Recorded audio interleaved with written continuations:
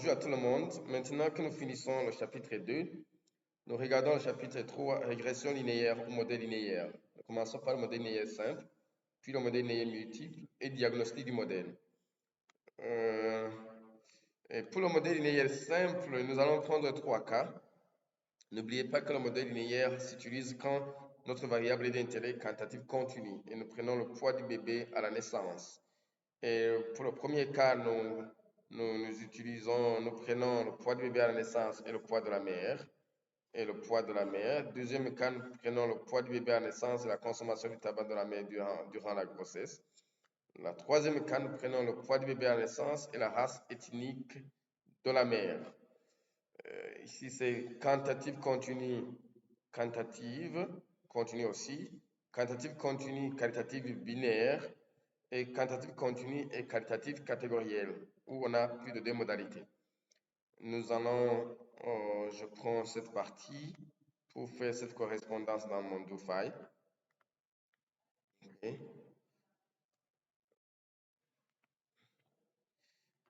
Premièrement, donc, nous faisons régresse, c'est règle BWT, LWT.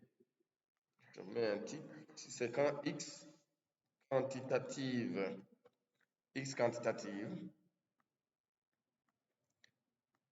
Voici les résultats.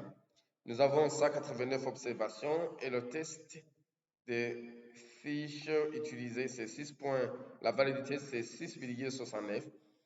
Mais ce qui nous intéresse, c'est la p-valeur qui est faite à 5%, ce qui signifie que le poids de la mère prédit le poids du bébé à la naissance. Et R carré est de 0,03445, ce qui signifie que le poids de la mère explique le poids du bébé à 3,45%. Et le R carré ajusté, c'est quand nous considérons les variables qui sont réellement significatives, qui contribuent réellement sur la variable d'intérêt. Ici, c'est comme si nous considérons LWT sans regarder la situation de la constante que nous avons ici. Donc, le poids de la mère seul contribue à 2,94% sur le poids du bébé. Et l'erreur, plus l'erreur est faible, plus les résultats sont précis. Ça, c'est l'erreur quadratique moyenne. Le coefficient que nous voulons interpréter, je vous incite à visiter la vidéo précédente, le cours 5, analyse de corrélation. Nous avons déjà constaté que plus le poids de la mère augmente, plus le poids du bébé aussi augmente. Alors, et nous interprétons en disant, si on ajoute une unité sur le poids de la mère, le poids du bébé augmente de 4,42 grammes. Et quelle est l'unité de poids de la mère? C'est pound. Donc, nous disons que s'il y a une augmentation de 1 pound sur le poids de la mère, le poids du bébé augmente de 4,42 grammes. Et cette augmentation est statistiquement significative et varie de 1,04 à 7,80. Maintenant, en considérant X qualitative binaire, X qualitative binaire, nous prenons règle BWT et SMOC. Je peux même fixer 10 points pour montrer que la variable est qualitative ou catégorielle. Nous avons les résultats qui se présentent comme suit. La première partie, nous l'avons déjà interprétée, donc vous vous référez de ce que nous venons de dire. Et 1 signifie les femmes qui fument. Et nous disons, et pour interpréter ces résultats, je vous invite à visiter le premier cours pour le chapitre 2, comparaison de moyenne de 2 groupes, échantillons indépendants. Et nous avons fait du développement dans cette partie.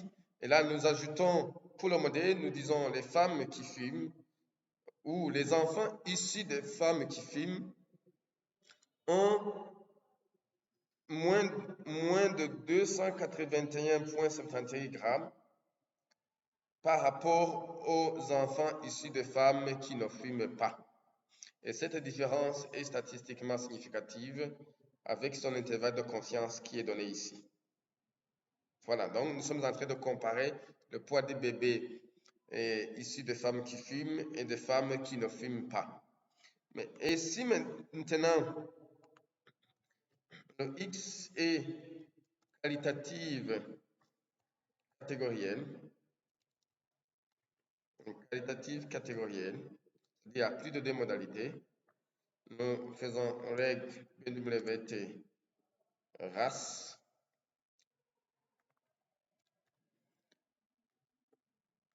Voici le résultat. Je vous invite aussi à visiter la vidéo analyse de la variance. C'est là où nous avons traité le cas où X est catégoriel. Nous interprétons en disant que les enfants issus de femmes noires ont moins de 384,07 grammes par rapport aux enfants issus de femmes blanches. Les femmes blanches est une modalité de référence. Et il y a une différence significative de poids, et donc il y a une différence de poids qui est significative entre le poids du bébé issu de femmes noires et le poids du bébé issu de femmes blanches. Et nous voyons que aussi les enfants issus de femmes autres ont moins de 299,72 grammes par rapport aux enfants issus de femmes blanches. Et la différence aussi est statistiquement significative, comme le montre la p-valeur et son intervalle de confiance à 95%. Merci beaucoup.